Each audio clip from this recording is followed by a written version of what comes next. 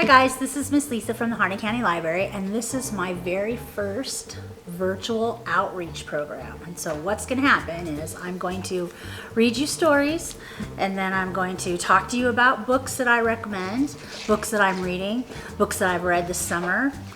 And then we're going to do this wonderful art project. Well, you're going to do it. I dropped it off with your teachers already, so they have it. And yeah, so let's get started. Hi guys, our first book is Please Please the Bees by Gerald Kelly.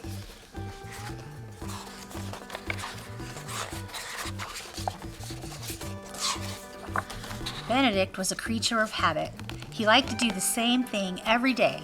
Every morning he woke up at the same time. Every morning he stretched, he scratched, and he yawned a great yawn. Every morning, the bees delivered 3 jars full of honey. Benedict ate the same breakfast he'd eaten since he was a fuzzy cub: toast with honey and tea with extra honey.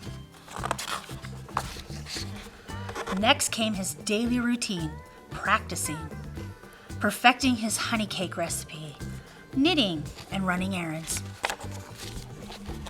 At night, he would read, and then he would have one last cup of honey tea before bed. Life was sweet. Until one morning, things weren't the same. In fact, something terribly unsame had happened. On strike. There was no more honey. The bees had gone on strike. Benedict's breakfast wasn't the same without honey. Without his honey tea, he couldn't knit. His practice was dreadful, and he didn't even bother with the errands.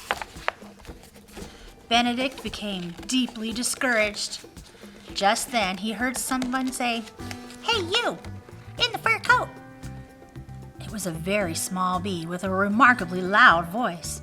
"We need to talk," said the bee. "Talk, grumbled Benedict. "I need you all to live, I let you all live in my yard, and all I ask is for a few jars of honey. You should be grateful not on strike." "Few jars of honey," said the bee. "Buddy, we deliver you 3 jars of honey to you every day, every month, every year. Do the math, Einstein." "The hive is a wreck," the bee continued. "It's all we can do to keep the walls from falling in. The roof is leaking, the wind blows through the cracks, and the third queen up and quit on us just because of the lousy work conditions." The bee showed Benedict the yard. "Look," the bee said, "weeds everywhere. We have to fly miles away just to find enough flowers to make your honey. So we voted to strike." "You're taking us for granted," said the bee. "You want honey? Things need to change. It's up to you, bear." And with that, the very small bee flew off. The thought of losing his honey sent chills down Benedict's spine. He had a lot to think about. "Maybe I've been too selfish," Benedict said to himself. "I never thought about what the bees need, but how am I going to make this right?" So he did some research. He did some shopping. And he did a lot of work. Benedict even learned how to harvest honey. I suppose it's a bit rude to expect them to do it all by themselves, he thought. Finally, he was ready to show the bees all the work he had done. What would they think? He held his breath as he waited. Then he heard the remarkably loud voice of the very small bee.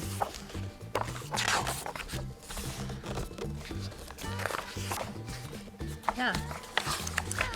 "Drop the signs, girls. It's time to go back to work." These days, Benedict is still a creature of habit. He still has his daily routine, but he doesn't take the honey for granted anymore. He knows his life is sweet, but now it's even sweeter for everyone. Our next book is Grumpy Monkey Up All Night by Susan Lang. Early in the evening, just about supper time, Norman heard a whole lot of whooping and hollering next door. "What's the ruckus?" Norman asked his neighbor Jim Pansy. I'm so excited, Jim proclaimed. I'm going to have a sleepover at my parents' house. My whole family will be there. Mom and Dad, my big sisters, Nan and Ann and Nan. Who's that? Asked Norman. Oh yeah, my little brother Tim, grumbled Jim. But never mind. It'd still be fun. Sleepovers are always a good time, Norman agreed. Jim talked about all the great things that they would do. First of all, they would go termite fishing. Next, we'll tell scary stories. Then we'll have a midnight feast and wash it all down with some jungle punch. I wouldn't drink too much punch before bedtime, Norman advised. Bedtime, Jim exclaimed Jim. Nobody sleeps at a sleepover. We're gonna stay up all night. Sounds fun, said Norman. Mind if I tag along? A little later, they arrived at the tree where Jim's parents lived. It's my little grumpy monkey, Jim's mom cried as she gave him a hug. I'm so happy to see you. Mom, groaned Jim, I'm not little, and I'm not a monkey, I'm an ape. Jim's mom smiled and ruffled his fur. But you're sure grumpy, she said. No, I'm not, Jim scowled. I like your mom, said Norman. No fair. You didn't say we could bring a friend, said a voice coming down the path. Who's that? Asked Norman.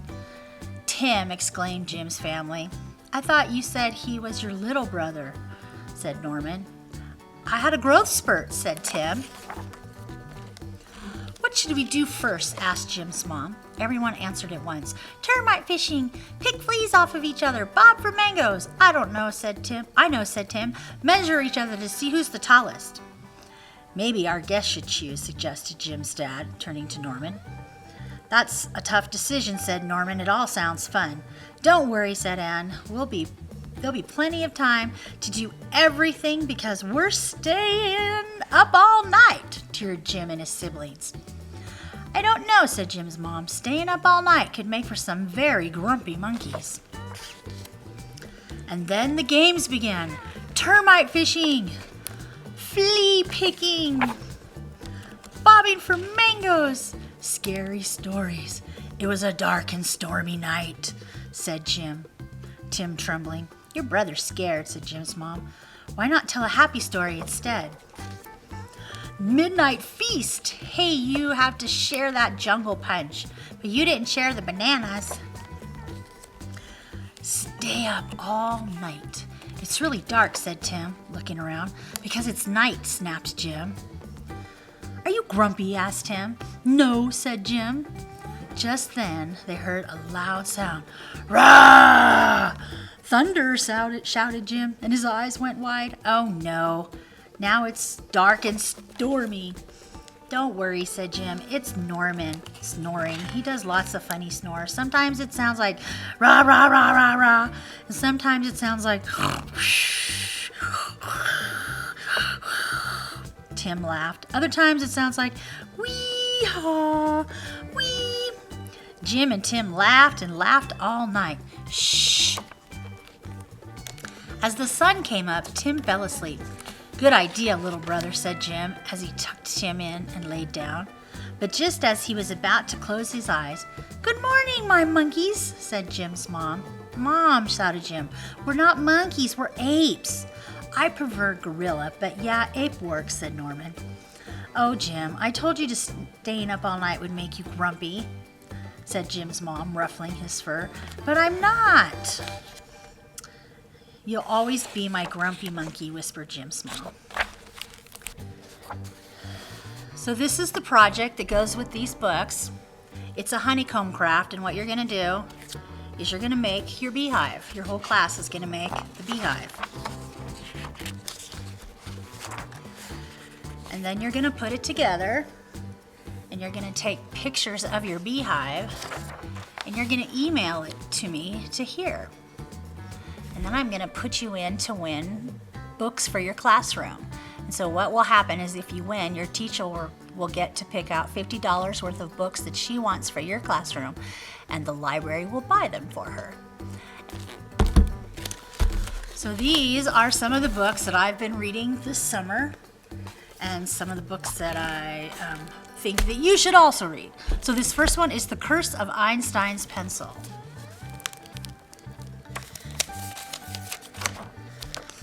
And it says, Judith Einstein is the smartest smartest kid in the universe. B. Garcia would love to have her as a friend. When Einstein asked B to be her partner in the big photography contest, B was thrilled. This would be her big chance to shine. So basically, B goes through this book and she draws pictures and she takes notes, and it's hysterical. It says, Mrs. Gordon didn't mean fairy tale magic. She didn't mean I could wave my pencil in the air like a wand and turn my little brother into a frog. And then, of course, she draws pictures of her brother being a frog, and explains why being a frog would be good for her little brother because he could grab pieces of pizza easier. Anyway, the whole book is like that. It's funny as heck, and I think you'll like it. So give it a whirl. It also has 4.5 stars on Amazon. Okay, this one is Ichabod. I'm in the middle of reading it right now. It's the new J.K. Rowling's one. And it's about a kingdom. And I'm going to read the inside cover to you. Once upon a time, there was a tiny kingdom called Cornucopia, as rich in happiness as it was in gold, and famous for its food. From the delicate cream cheeses of Kurtzberg to the hops of heaven pastries in Clarksville. Each was so delicious that the people wept with joy as they ate them. But even in the happy kingdom, a monster lurked. Legends tell of a fearsome creature living far north in the marshlands, the Ichabod. Some say it breathes fire and spits poison and roars through the mist as it carries off wayward sheep and children alike. Some say it's just a myth. And when the myth takes on a life of its own, casting a shadow over the kingdom, 2 children, best friends, Bert and Daisy, embark on a great adventure to untangle the truth and find out where the real monster lies, bringing hope and happiness to Cornucopia once more. Okay, so that's just the front cover. I've read the first couple chapters, and basically, the king of Cornucopia is a good-looking, fair-haired, blue-eyed, young king who likes to spend all of his time hunting and fishing, and pretty much his country runs itself. But because he has the most wonderful food in the land, the other kings in other countries want to trade with him. So one of them offers up his daughter for their pastry recipe, and the king's friends tell him that the daughter isn't pretty enough to trade for the pastry recipe. And I haven't got any farther, but I'm pretty sure that king is not going to like it. Anyway, I'm going to finish reading this and I'll get back to you later on about it. These 2 are OBOB books, 14th Goldfish and Guts. The 14th Goldfish. 11-year-old Ellie has never liked change. She missed 5th grade. She missed her old friends. She even missed her dearly departed goldfish. Then, when one day a strange boy showed up, he's bossy, he's cranky, and weirdly looks like her grandfather, a scientist who has always been slightly obsessed with immortality. Could this gawky teenage boy be her grandfather, Melvin? She finally finds out this. He has finally found the secret of eternal youth. Okay, so I read this book, and this front cover does not do it justice. This book is hilarious. Her grandfather did find the secret to eternal youth. It's a serum, but it's locked up in the lab, and he needs to get it back before it falls into the wrong hands. He's now 16 years old instead of 80. She's 12, and they're in the same school. It's basically about how she copes with her grandfather being in school. It's a fantastic book. It's also an OBOB book, so you would be ahead of the game if you read The 14th Goldfish. Anyway, I really enjoyed it. Here's another one, Guts. Guts is also an OBOB book, and I read it. I liked it. It talks about Rena, who is a teenager who has stomach problems, and she can't figure out why she has stomach problems. Sometimes she's okay, and sometimes she's not. Then she starts keeping track of when she's not okay, and she finds out that she has anxiety, and that's what's causing her the stomach problems. Anyway, it's a really good book about different people and different foods and how people think about each other, how we think about ourselves. Anyway, it also discusses her problems and how she handles them. It's a fantastic book. It's an easy read.